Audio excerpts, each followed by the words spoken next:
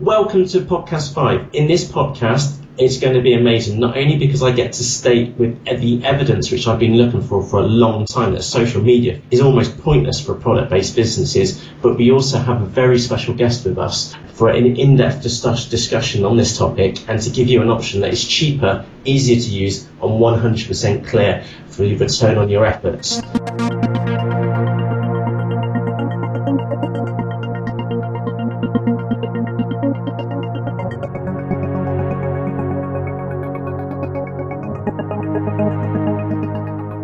So before we get to why I think that social media is a complete waste of time for product-based businesses and give you an option that you can easily do and measure it from end to end, I want to introduce a very special guest. One of his amazing roles was working for the Budapest Sun in Hungary. He's had articles published on Web Fusion, Tame Bay, Internet Retailing, Enterprise Nation, Business Community, and of course our very own blog at Last Drop of Ink. Then, for 2 years, he worked at the UK as a UK product manager for Channel Advisor, a multi-channel software tool for businesses that sell on multiple marketplaces. His peers describe him as that he has been incredibly friendly and supportive. He is a fantastic person to work with, always happy to help, full of ideas, and extremely fun to be around. His knowledge of email marketing and marketing in general is fantastic. He's also released a book that I had the pleasure of proofreading and thought it was absolutely brilliant. It's in print now and also available on the Kindle too. His book is described as Becoming the Expert explains how business owners, entrepreneurs, marketers and sales professionals can help better position themselves as experts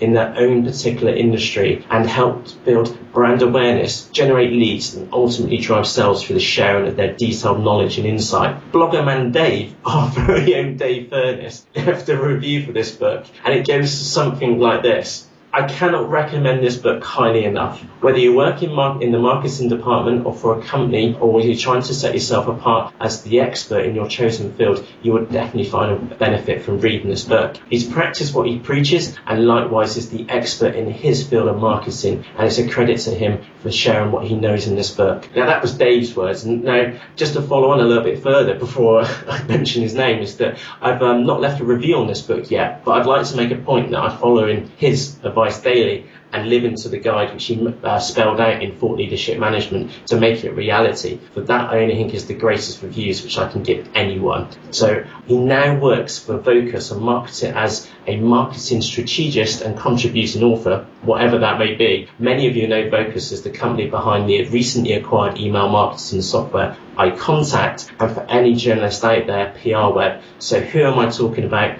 I'm talking about John Hayes. John, welcome to the blog. Wow, thanks. What an intro. I'm speechless.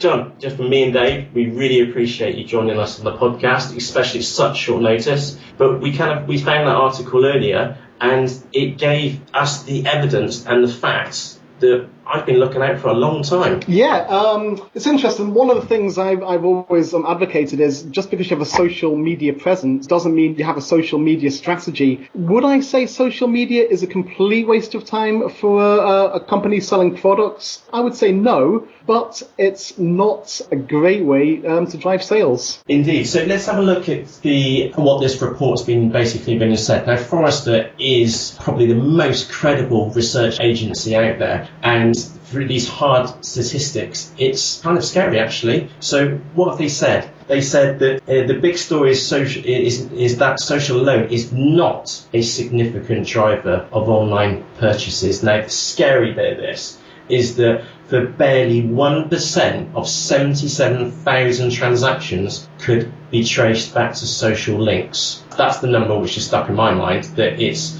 converting factor has been very, very low. 33% of all new customers and 48% of repeat customers visit multiple points before purchasing, and email has usually been an influencing factor, and we'll get onto email later. The biggest driver for online purchases overall are search and, again, email marketing. So if you've got an idea where this podcast is going to go, I think that one should give you a hint. 30% of all transactions started with a click on email marketing campaign, and email is the most important channel for repeat customers. And again, that's supported again by Forrester's anecdotal interviews with retailers. Paid search is vital for new customers, new buyers, after a specific brand or product are more receptive to paid search than your loyal customers, in fact. And 39% of all transactions from new customers came from search, paid or organic. And direct traffic is critical to sales too. So while explicit interactive marketing tactics are critical to sales, still a significant portion of buyers visit sites directly by typing the retailer's URL, and direct web address input, again, was found to be influence surprising 30% of all transactions. Now, John and Dave, sorry, but Dave's here on the podcast too. I'm always here. You're always here. That's pretty, to me, that's pretty damning information on social media for product-based businesses. Dave, what do you think? I think this is the sort of research that a lot of people have been waiting for. I know I've worked for product-based companies in the past, and we've had Facebook and Twitter accounts. I mean, trying to build an audience, and it was difficult to trace sales through. I mean, you can use your analytics and stuff, but no matter how many man hours you spent updating statuses and putting links up and interacting with people, you couldn't always qualify an interaction with a return on investment. And I think this is quite, like you said, it's quite a damning report. It's sort of saying, don't ignore social, but maybe not give it as much time as people think that they should. And obviously, as you mentioned above, a heavy lean towards email marketing has been a key point in any business marketing strategy. And I would tend to agree with that. John, a question for you. So let's say it's an imaginary question. So let's say that you run your own product-based business and you're turning over, say, 50k a month, and you're using eBay, you're using Amazon, you have your own website. Now knowing what we know about social marketing, would it be your first point of call for real results for your business, now knowing the data from Forrester? It wouldn't be my first point of call, but it would definitely be in the mix. One of the things I think you've got to be careful with PPC and eBay and Amazon comparison shopping engines is they're all acquisition channels. What that basically means is you're paying to acquire new customers. As anyone who's been in the business for any length of time will tell you, it's more expensive to acquire a new customer than to retain an existing one. So you've got to get your strategy right. Even if you're selling something on eBay and you're getting the same customer time and time again, you're paying to acquire that same customer. So you need to put in things like email marketing and social media marketing to engage with those customers and to win repeat business to see profits. Because if you're paying to acquire the same customer again and again and again, that's going to eat into your profits. And a lot of web marketers that are selling perhaps low price items will never see a profit from something like PPC on an acquired sale. I was looking at a business a couple of days ago that a lady had posted in the forums, and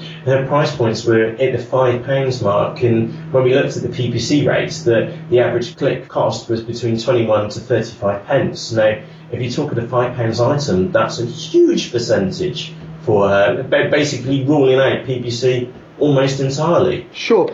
And even if you look at larger items, televisions, computers, the cost of click is often 5, 10, even £15. So it eats the margin quickly. So you've got to hope if you win that customer, they come back and buy with you again. Now, obviously online, where there's lots of price competition, it's hard to do that. People aren't they don't stay with the same business all the time. Okay. It was curious when I was chatting to one of the businesses which I worked with, which I'll remain nameless, and it was interesting to hear what he thought of social media. And he runs a purely product-based business, not only for his business, but for also his clients too. A little quote was there, which that we find it so different being able to give instant responses, sometimes lacking in emails. And I was a bit perplexed by his response, that this instant response sometimes lacking in email, because email can be so immediate as well. The point he was trying to make, or inadvertently picked up upon, which was that with social media, so when you send an email to somebody, it's one-to-one, and nobody ever, or very rarely, other people see that same email. Whereas that in social, that if you send a tweet or a message on Facebook, then it's actually open. The Twitter is text messaging in a public environment, and his response back was that it felt different. It was different because it was open, and other people could see him interacting with his customers through this very, very open marketplace or medium. Yeah, sure. I mean, emails are very formal environment. It's a place where people are used to being sold to. It's a place where people sign contracts through. It's very detailed. It's very precise. It's almost like a legal area. Whereas social. It's like being down the pub. It's like being in the park. Whatever you say can be heard by other people. Therefore, it's a good place to engage with people. It's a good brand building exercise, but nobody wants to be sold to down at the pub. So stick to email, stick to SEO, stick to those kind of channels. Okay, so one of the things for me is that social media has been, it's not, I don't ever see it as a sales platform, but I see it as pillars of support to enable sales. So whereas the Forrester report, and again, the title of this podcast is quite provocative, so social marketing is a complete waste of time, is that maybe that's a bit mean to it.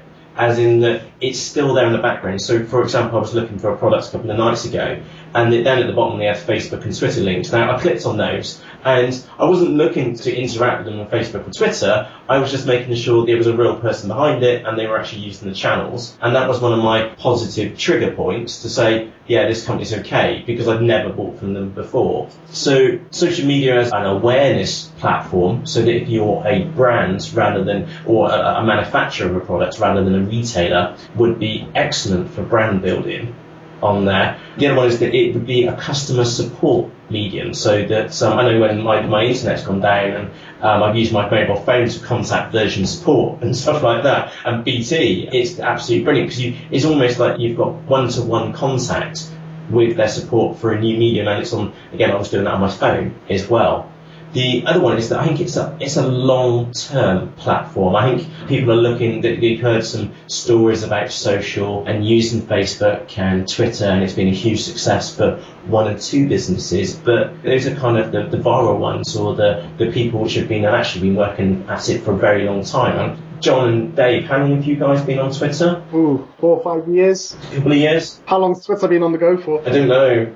It's been quite a while. But you've been there for quite a while. That in short, we're talking about years now. Yeah, it'd be probably about 3 or 4 years I've been on there. We're not talking instant results. We're talking about building results and a network of friends and colleagues and peers over a long period of time. It didn't happen overnight. And that's one of the things with social media to me. And then I think, John, you're absolutely right. To me, Twitter still really much has it's a place to talk amongst friends. And if they happen to be business owners or customers, that's brilliant. And it's a very personal, it's a one-to-one relationship as well, isn't it? It's an open discussion in the pub, and anybody can join in, but it's still a one-to-one discussion. It's like you're almost talking to them face to face, but the barman or bar lady can butt in and join in the conversation too. Yeah, it's great. I mean, it can be one-to-many, it can be one-to-one, but ultimately it's about sharing and showing your community, I guess, that you're on the ball. If somebody uses social media to complain about a product or a service that you offer, and you jump on it straight away, turn that problem around, it will do your business good. Yeah, exactly. And there's nothing wrong with making mistakes. And I think because it's an open platform, you can say, whoa, okay, there is a mistake here, and put your hands up. And just by admitting that there's something gone wrong, or there is a mistake, or so on and so forth, that you are seeing is being completely transparent. It's almost,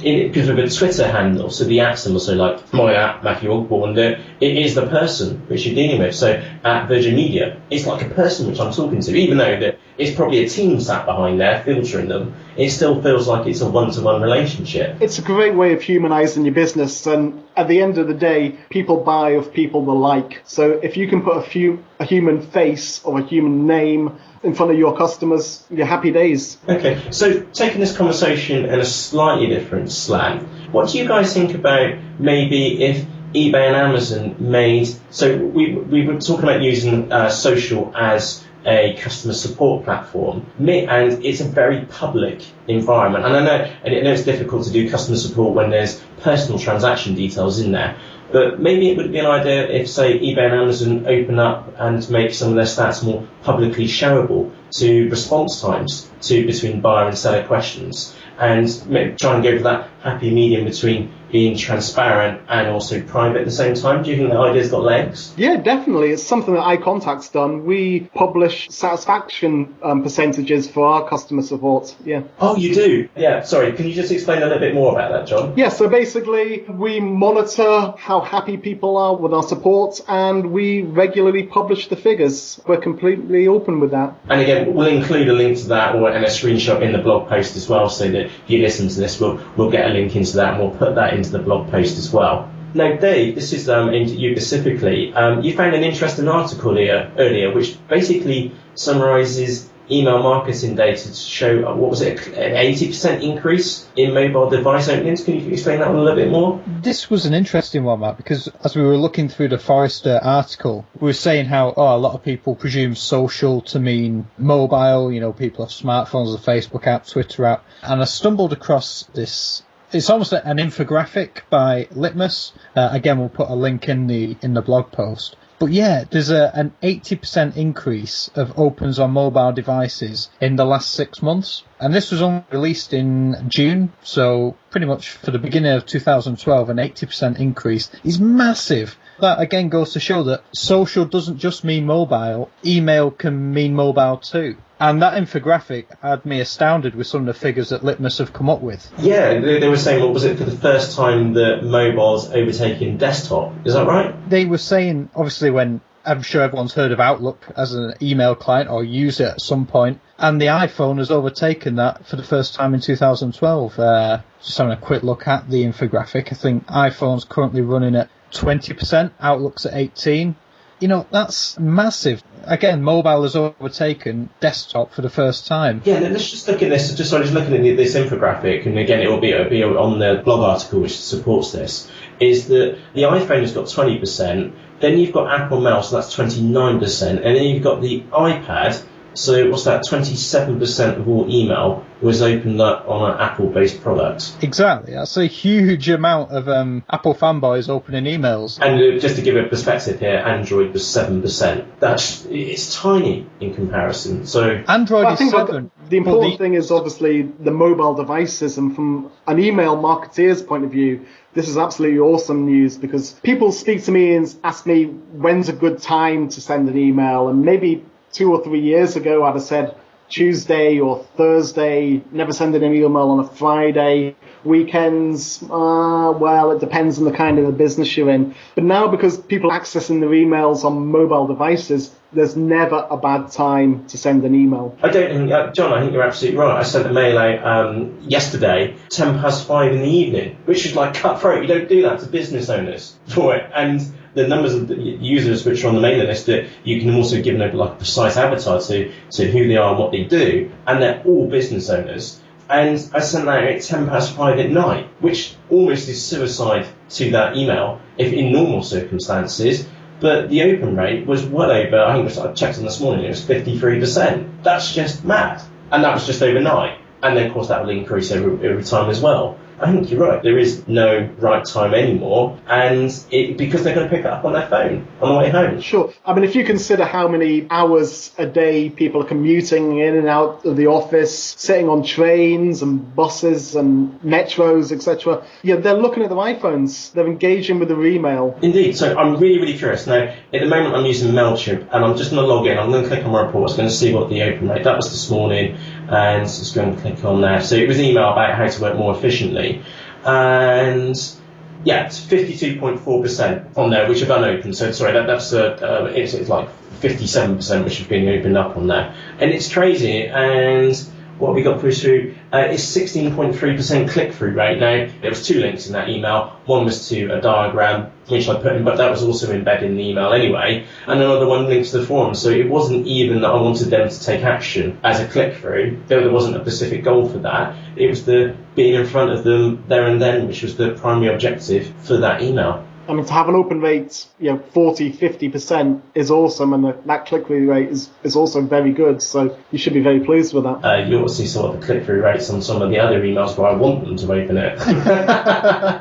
Jump in here, Matt, and say I've just been through my emails, and I got an email off Amazon titled "Top Customer Rated Products in Electronics and Computing" at 3:05 in the morning. Amazon is sending me emails at 3:05 in the morning. There's not a bad time to send an email, according to Amazon. Yeah, was that about dresses, though? No, that was about computer. I can't find the dress one. That was probably a bit further back. Sorry, John, just to put you in a little personal joke there, is that we've been looking at dresses for the last couple of podcasts, and they've kept getting remarketed by Amazon for dresses. Okay, yeah, sorry, the 29% was one of the click-throughs in one of my earlier emails. My point was that if you guys got a choice, and now that we've got the clear-cut evidence, I feel, is that social media should be considered as a pillar, but not the biggest pillar that it gets the hype for. Now, for me personally as a marketer, and I don't actually have a specific product to sell because it's me which is being sold, and the content and my insight which is being sold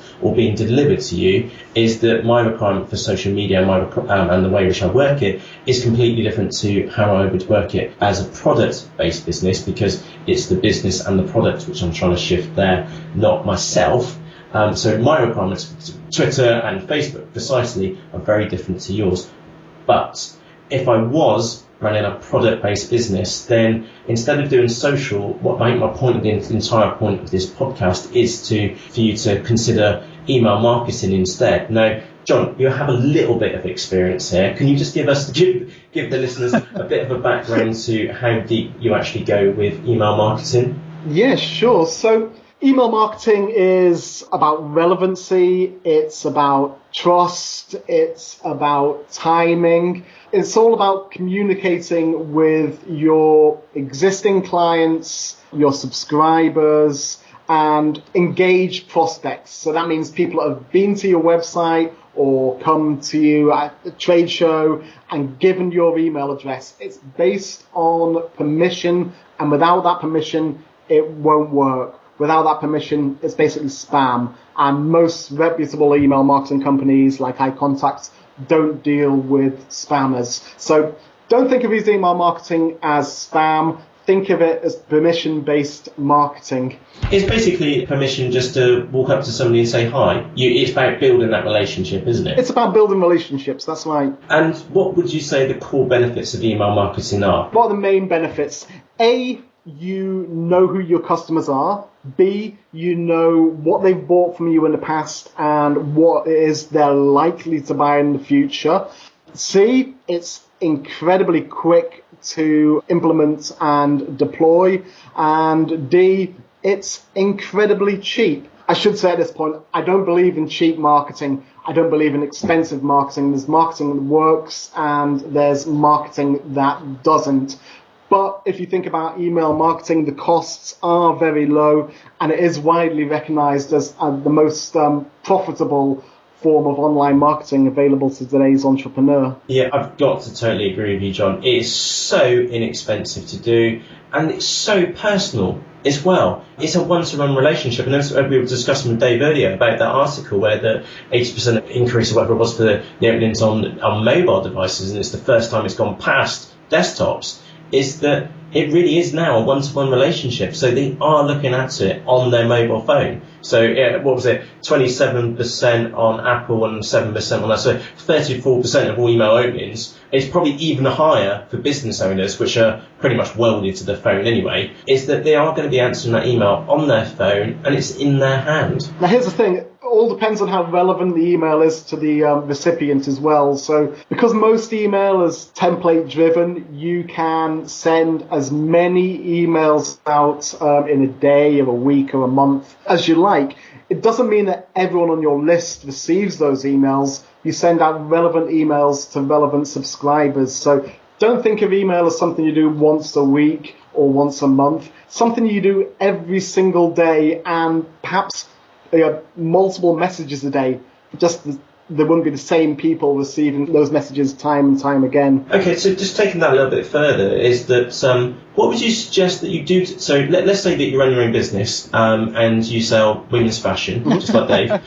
Always women's fashion. It is indeed. So what ideas spring to mind immediately? What would you talk to your customers about if you did run this fashion-based business? Okay, well, you've obviously got a CRM system. You know what your customers are buying. So you know what styles they're buying, you know what sizes they're buying, you know if they're buying shoes or dresses or handbags.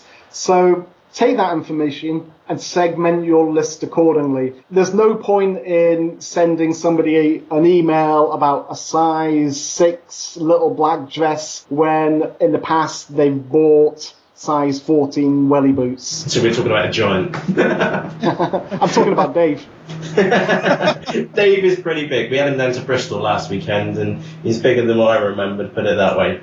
John, your biggest tip there is to use your sales history about that customer and then leverage that information so that you're talking to them about products that they would be interested in and to be on topic as possible. Yeah, one of the things I would suggest is obviously you have a hero product. So if somebody's bought red shoes from you in the past, you could send an email advertising perhaps a red handbag.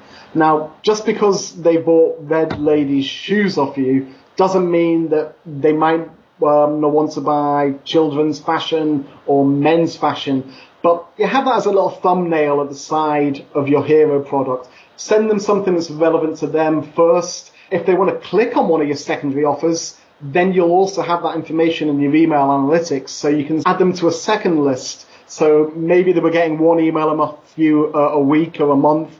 Yep, moving forward, they might get 2 emails off you a week or a month. But as long as it's relevant to them, they'll be happy to receive that information. Okay, so that actually leads on to some very other curious questions. So how often would you say is a good time period to speak to your customer? I know you send it every day, but is it once per week to do an email marketing campaign? Every day is going to be a bit over the top. Yeah, certainly not every day to the same person. The rule of thumb is only speak to them when you've got something relevant and interesting to say. Now, in any one week, there may be 3 times you could speak to them about something that's relevant and interesting, and then several weeks may go by when you've got nothing to say to them. If you've got nothing to say, don't say it. I think that's brilliant advice, and I think that's probably why my own email marketing campaign is maybe a little bit sporadic, where there may be 2, 3, or maybe 4 weeks which go between emails, and for me that's too long. I feel it's really, really too long, but then I also feel that this email is representing me and my brand, and I don't want to talk to them if I haven't got something worth saying, in short. So if it's not worth saying, don't say it. And I think that's brilliant advice. Yeah, I mean, as soon as you start selling irrelevant or boring or dull emails, the chances of somebody opening a future email from you diminishes. Indeed, there's a specific company which I'm thinking of, and it's a bit of a lottery whether I actually get an email which I want to read or if I'm hitting the delete button on it. And I was wondering myself a couple of mornings ago that I've hit delete 3 times in a row for the last 3 mornings, and I'm not that interested in. And the one which I did click on this morning about Amazon was pretty weak, so I probably need to unsubscribe. John, what kind of results can we expect back from email marketing? And the other one is that how measurable is email marketing as well? Email marketing is very measurable. If you look at the analytics, a service like iContact offers its users, it will tell you who's received the email, who's opened the email, who's clicked on an email, what links they've clicked on the email, which is incredibly useful because you can take that information and you can segment your lists even further. If you integrate it with something like Google Analytics, you can then look into your return on investment through your email marketing as well. Okay, sorry, John, just to jump in there for 2 moments, there was 2 topics there. First one is being able to segment the list. So just say we've got 1,000 people, or just make 100 people on our mailing list, is that we're able to break those into 2 if we wanted to, and separate them. So maybe separate men and women, for example, or as you were saying earlier, separate them about the previous products which they've been purchased, and we can send them different emails based upon different groups and different segments. That's right, isn't it? Yeah, definitely. And the more targeted it is and the more relevant it is, the more successful it will be. It's hard to say what makes an email successful because, again, that depends on the relevancy to your customer base. But our general research says for every pound or dollar you spend on email marketing, if it's done correctly, you should see, I believe it's around $44 in return. So the return on investment. Wow, that's well over 30 quid. That's yeah, mega. I mean, the return on investment. And iContact's just published quite an interesting infographic, which hopefully you'll share on the blog in the next couple of days. The Sun's link will include it. Yeah, I'll send you the link. Okay, cool. And the other one was that we mentioned return on investment, and that's we can see from who clicked where and which one's converted into a customer. And again, we can use tools like Google Analytics to do that. Sweet. John, thank you ever so much for your time. It's so to quickly summarise there is that we started off this with quite a negative title, that social marketing is a waste of time. And when we looked at some of the stats which came from the Forrester's report, and again, we'll include this in the supporting article. And for me, it's been the evidence which I've been looking for a long time personally, because I want to sit on the, and I've always felt this is right, to sit on the side of the fence, because I've not chosen the side of the fence, and now I am, is that I don't feel social marketing for product-based businesses is the best use of their time. And again, John, you've been very diplomatic there, saying that it's still worthwhile, and I take your point on that. It's still worthwhile, and over a long period of time. It's definitely worthwhile, but it shouldn't be your first focus. I mean, you could socialize your email campaigns by putting Facebook buttons in, or Twitter buttons in, or LinkedIn buttons in, and that will take what is traditionally a retention marketing tool and turn it into an acquisition marketing tool